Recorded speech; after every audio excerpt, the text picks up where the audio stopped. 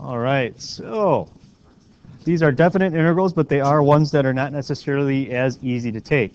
Obviously, we could take x squared plus 1 to the third power, then distribute the x, then take the antiderivative, then substitute in the values. That would take a while.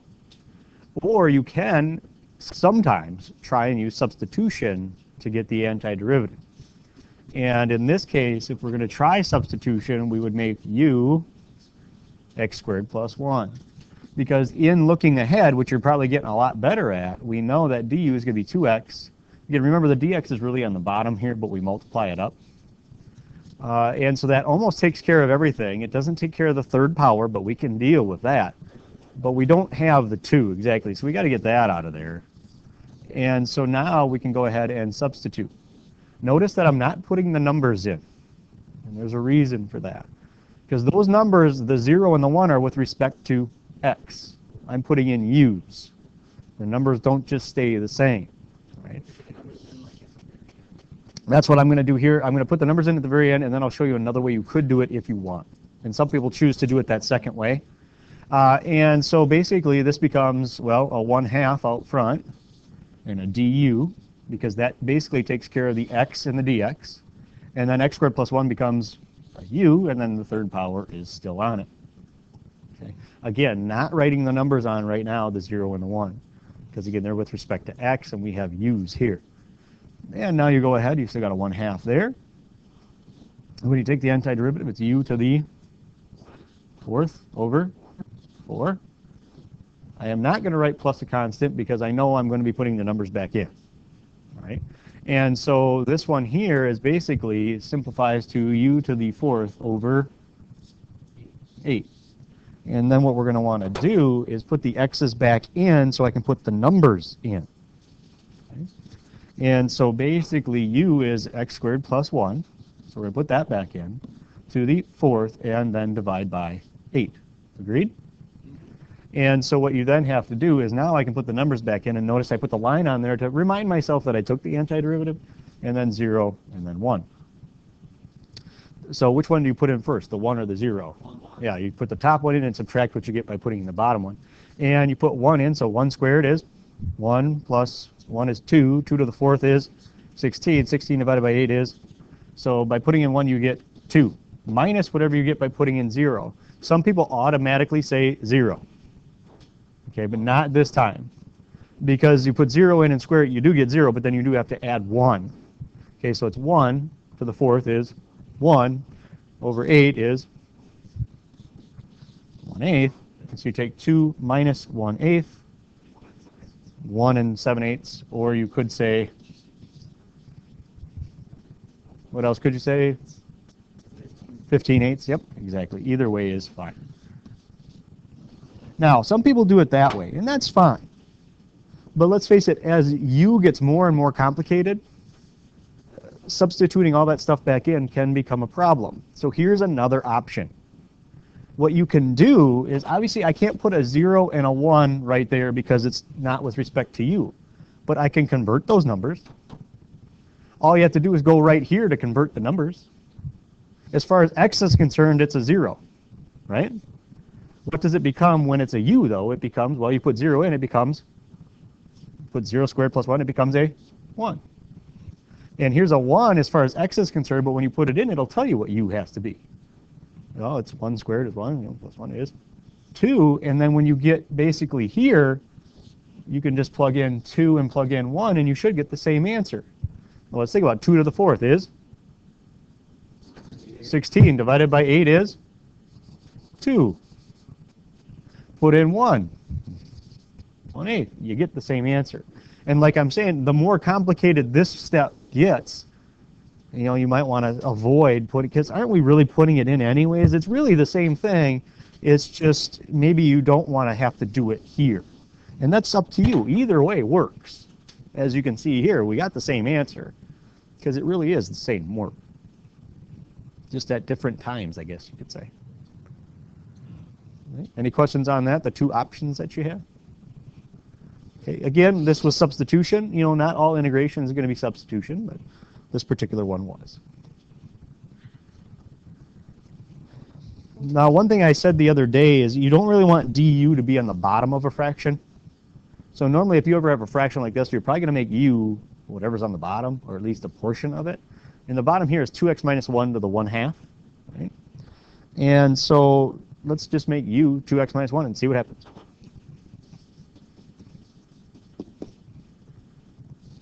Du is 2. You know what happens for some people is they automatically write the x because they see the x on top and they don't even realize that, yeah, you're still just taking the derivative. Don't just automatically write what's left up there because that's not always necessarily going to work. Well, we don't have the 2, so let's get rid of that. So we almost have everything substituted for except for the x. How do we deal with that? Yeah, what did we do? We have to write that, we have to get that x in terms of u. So then you solve for that right there. Yep, take this and solve it for x.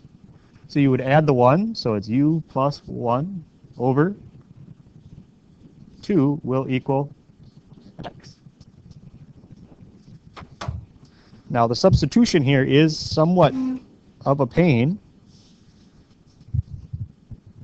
because as of right now, this doesn't look like it's any better, because remember at the beginning it would have looked something like this if you tried that. I know a lot of you like to try to move it up option.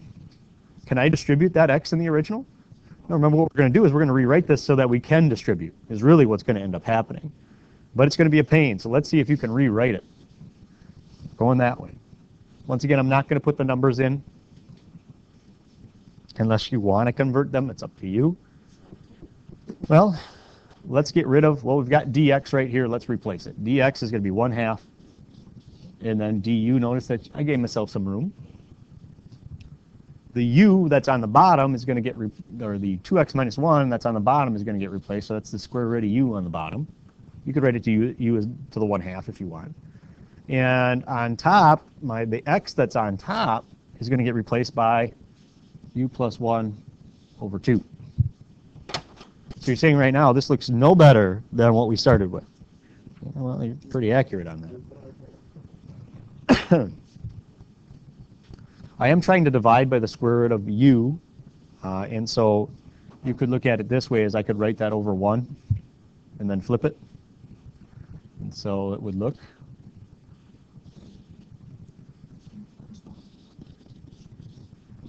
turns into basically that. Everybody see that that 2 is on the bottom, and then when this flips, it'd be 1 over the square root of u when you flip it. Just doing algebra, not any necessarily calculus there. Ah, very good. 1/2. Yeah, it was. Actually, I was going to see if somebody wanted to put that other 2 up front, because that's what I would do. It's a number. But is it a 2 that you put up front, or? Yeah, it becomes a 1/4 out front if you take that out. So it's a 1/4 out front. That's what I would do. And now we're to this, which, let's face it, looks no better than what we started with.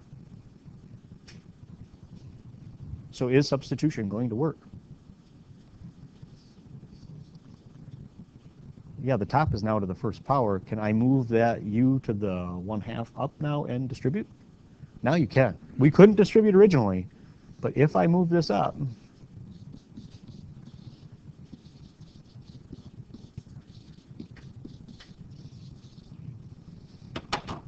I can now distribute that. Okay, and that's where this comes in handy, this little maneuver. You go from something that can't be distributed to something that can. So what we're actually trying to integrate. Again, this has all been algebra so far. Well, if you have u to the first in there, and you distribute the u to the negative 1/2. U to the 1/2, very good. And then plus, if you distribute that, it's just u to the negative 1/2. And now we have finally gotten to where you can take the antiderivative.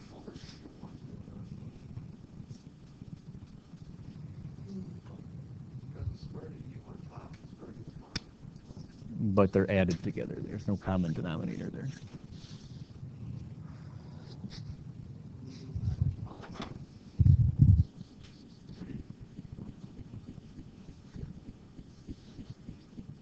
So what do we get here? U to the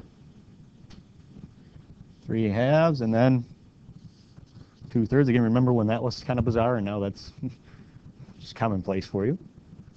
And then plus U to the 1/2. Very good. And then 2/1. Now, here's your two choices at this point. We convert those numbers, the 1 and the 5, to U's, or we put all those X's back in and then use 1 and 5. It's totally up to you, whatever you want to do. Can I erase the blue here? Is everybody that far? Well, put 1 in. What does it turn into? Yeah, it stays a 1. Okay, that can happen. And the 5, does that stay as a 5? Turns into a 9.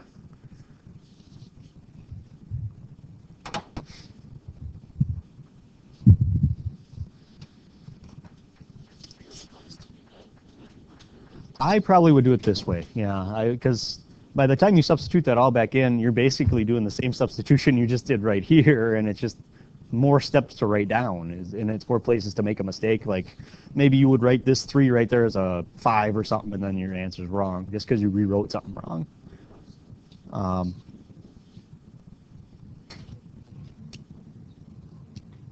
And I'll let you do your calculator. Your calculator works there, and this is what you should get.